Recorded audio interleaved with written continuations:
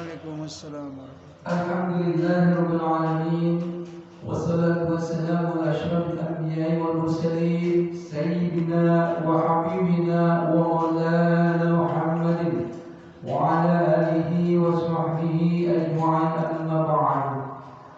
Puji syukur kepada Allah Subhanahu wa taala tentunya atas berbagai macam karunia dan nikmat-Nya, terutama nikmat iman wal Islam, nikmat sehat walafiat serta nikmat panjang umur, juga nikmat kesempatan sehingga kita masih diberikan kesempatan untuk melaksanakan kewajiban kita yaitu sholat subuh secara berjamaah dan akan dilanjutkan dengan kajian. Salawat sering salam dan kita sanjungkan kepada baginda kita Nabi Muhammad sallallahu alaihi wasallam, keluarga, sahabat dan umat Islam istiqomah dengan sunnah-sunnahnya. Mudah-mudahan kita termasuk dalamnya dan dapat syafaat baginda Rasulullah sallallahu alaihi wasallam di yaumul qiyamah. Amin ya rabbal alamin. Jamaah sholat subuh yang dirahmati Allah, kita akan melanjutkan kajian kita yaitu pembacaan fikih muhasab, panduan praktis fikih dan hukum Islam, dan kita akan melanjutkan hukum-hukum imamah atau menjadi imam dalam sholat. Nah, kita lanjutkan ke bagian ketiga yaitu orang yang makruh menjadi imam. Dimakruhkan menjadi imam sebagai berikut. Yang pertama, orang yang banyak melakukan kesalahan logat atau lahan dan kekeliruan dalam membaca. Ini untuk selain Al-Fatihah. Adapun kesalahan untuk Al-Fatihah yang mengubah makna, maka sholat berjamaah bersamanya tidak sah sebagaimana sudah dijelaskan. Hal ini berdasarkan sabda Nabi SAW, ya ummul qauma aqra'uhum, yang mengimami jamaah adalah yang paling bagus bacaannya. Yang kedua, orang yang mengimami suatu kaum sementara mereka membencinya atau sebagian besar dari mereka membencinya berdasarkan sabda Nabi SAW yang artinya ada 3 orang yang sholat mereka tidak bisa naik ke atas kepala mereka, maksudnya ini imam mungkin ya, yakni tidak diterima satu jengkal pun. Seorang laki-laki yang sudah mengimami suatu kaum sementara mereka membencinya. Ini hadis diriwayatkan oleh Ibnu Majah, sanadnya disahihkan oleh Al-Busiri dalam Al-Zawaid, dihasankan oleh An-Nawawi dalam Al-Majmu', dihasankan oleh Al-Albani dalam Sahih Ibnu Majah nomor 292. Kemudian yang ketiga, orang yang tidak jelas dalam mengucapkan sebagian huruf dan tidak mengucapkannya secara pasti. Demikian juga orang yang gagap dalam mengucapkan sebagian huruf, seperti orang yang mengulang-ulang huruf f atau orang yang mengulang huruf k dan yang sepertinya. Hal ini karena dalam bacanya terdapat tambahan huruf. Kemudian selanjutnya ke bagian keempat kita lanjutkan, yaitu posisi imam dari makmum. Yang sunnah adalah posisi imam di depan makmum sehingga makmum berdiri berada di belakang imam. Bila jumlah makmum 2 orang ke atas, dan Nabi SAW apabila berdiri untuk melaksanakan sholat menjadi imam, maka beliau maju sementara para sahabat berdiri di belakang beliau. Ini berdasarkan hadis riwayat Muslim dan Abu Dawud. An-Jabirun wa Jabarun wa Qoba ahaduhuma an yaminihi wal akhru an yasari fa'akhad bi aydihima hatta aqamahuma fulqa. Bahwa Jahir dan Jabar berdiri, salah satunya di sebelah kanan, di sebelah kanan Nabi, dan yang satunya lagi di sebelah kiri beliau. Maka beliau memegang tangan keduanya sehingga mendirikan keduanya di belakang beliau. Diriwayatkan oleh Muslim. Juga berdasarkan ucapan Anas radhiyallahu anhu, manakala Nabi sallallahu alaihi wasallam sholat di rumahnya, "Tsumma ya'umu Rasulullah sallallahu alaihi wasallam wa nakunu khalfahu wa yusallu bina." Kemudian Rasulullah sallallahu alaihi wasallam menjadi imam dan kami berdiri di belakang. Sementara itu, bila makmumnya satu orang laki-laki, maka dia berdiri di kanan imam sejajar dengannya. Karena Nabi SAW memindahkan Ibnu Abbas dan Jabir ke kanan manakala keduanya berdiri di sebelah kiri beliau. Hadis riwayat Muslim. Sah bila imam berdiri di tengah-tengah dua makmum, karena Ibnu Mas'ud pernah sholat di antara al-Aqoma dan al-Aswad, lalu dia berkata, demikianlah aku melihat Rasulullah SAW melakukannya. Diriwayatkan oleh Abu Dawud, dan hadis ini sahih. Selanjutnya, hanya saja hal ini terbatas pada keadaan darurat, dan yang lebih utama adalah makmum berdiri di belakang imam. Adapun kaum wanita, maka mereka berdiri di belakang shaf laki-laki berdasarkan hadis, aku dan anak yatim yaitu Jumairah bersaf di belakang Nabi, sementara wanita tua itu yang ingin Mulaikah neneknya Anas di belakang kami. Selanjutnya bagian ketiga, kalimat apa yang ditanggung imam dari makmum?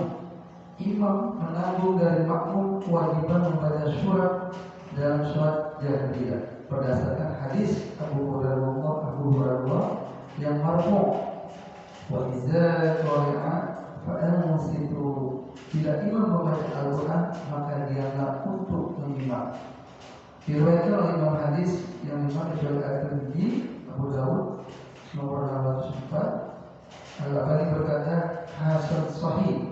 Jihad sahih Sunan An-Nasa'i nomor 82, 83. Hadis ini adalah bagian dari hadis yang berbunyi innama illa imamu liyaqul. Sesungguhnya imam itu hanyalah dijadikan agar diikuti. Dan juga berdasarkan dari sabda Nabi SAW, man kana lahu imam fa qira'atuhu lahu qira'ah. Barang siapa mempunyai imam, maka bacaan imam adalah bacaan baginya. Diriwayatkan oleh Ahmad dan Ibnu Majah dan dihasankan oleh Al-Albani. Adapun untuk sholat sirriyah, maka imam tidak menanggung bacaan Al-Fatihah dari makmum. Alhamdulillah, kita lanjutkan ini bagi ketiga, keempat, dan kelima. Nah, kita memang di sini nggak terlalu panjang, jadi kita lanjutkan 3 bagian. Yang bagi ketiga yaitu orang yang makruh menjadi imam. Jadi di sini dijelaskan yang pertama adalah orang yang melakukan kesalahan laham atau logat dan kekeliruan dalam membaca selain Al-Fatihah.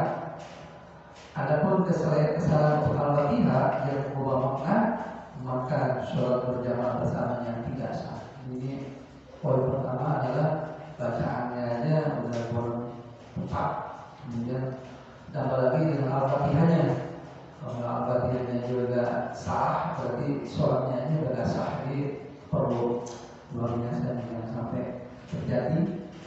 Mudah-mudahan ini kita bisa jadi pelajaran bahwa Al-Fatihah aja kalau kita bacanya kurang tepat dalam hal ini dalam tajwid misalkan seperti itu, ini berdampak kepada sahnya dan tidak sahnya sholat kita.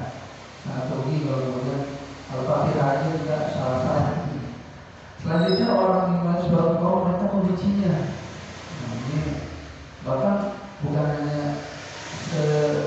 sebagian. Jadi sejarah ini dampaknya luar biasa kemudian di antara kita ini tidak ada yang dibenci. Jadi kita semua sesuai dengan tidak ada yang rasa membenci pada imamnya. Kemudian yang ketiga, orang yang tidak jelas dalam mengucapkannya. Dalam hal ini adalah huruf-hurufnya secara pasti. Juga orang gagap. Nah, ini kalau orang gagap, orang yang kurang pasti, lebih baik tidak menjadi imam dulu. Alangkah baiknya juga harus belajar. Selanjutnya berbagai tempat di mana posisi imam dan makmum. Ini ada 3 buah hadis terkait dengan posisi imam. Yang pertama adalah posisi imam ketika sholat berjamaah, yaitu salah satunya di sebelah kanan Nabi dan satunya lagi di sebelah kiri Nabi. Ini ketika makmumnya ada 2 orang di belakang Nabi.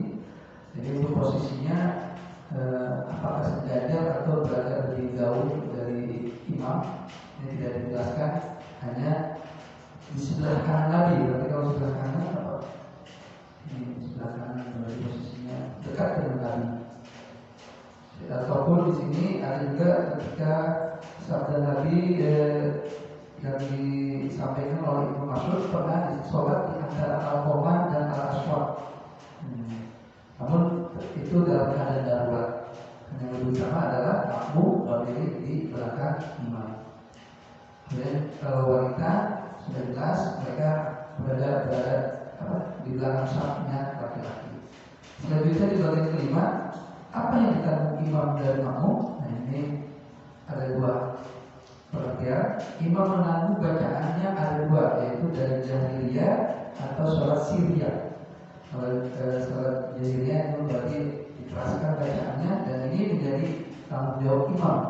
Karena sesuai dengan sabda Nabi SAW, barang siapa punya imam maka bacaan imam adalah bacaan baginya. Namun untuk sholat siriyah atau sholat yang tidak di suara dikeluarkan ketika seperti sholat duhur, asar, maka imam tidak menanggung bacaan Al-Fatihah dari makmum. Alhamdulillah, tiga bagian terkait dengan imam ini sudah kita baca, dan mudah-mudahan hari ini temanya sangat tepat sekali kepada kita semua, terutama kita semua yang menjadi imam di sini, tahu ketentuan syarat menjadi imam. Dan ini di sini adalah lebih tepatnya adalah ada yang menjadi makruh. Nah, jadi makruh itu ya masih dibolehkan sebenarnya, tapi alangkah baiknya dalam hal ini kita belajar. Dalam alhamdulillah di musyawarah kita ini juga terus kita belajar tentang tafsir setiap Jumat atau Sabtu Minggu. Nah itu sepekan sekali dalam sebulan, di mana itu untuk bapak-bapak dan tiga kalinya untuk remaja. Dan tentunya program ini merupakan agar kita menjadi imam yang baik sesuai dengan ketentuan yang disyariatkan oleh baginda Rasulullah SAW. Demikian yang dapat kami sampaikan. Mudah-mudahan ini sangat